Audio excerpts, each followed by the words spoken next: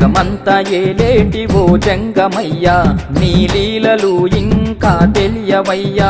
పైటేమో బంగారు నీ లింగ రూపం, ఈ సృష్టికంతా అదే మూల కారణం.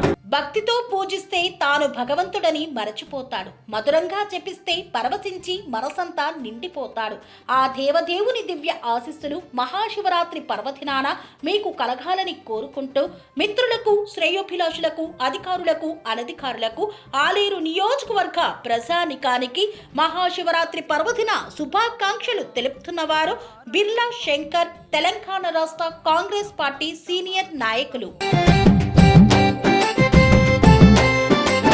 జగమంతా ఏలేటి ఓ జంగమయ్యా, నీ లీలలు ఇంకా తెలియవయ్యా.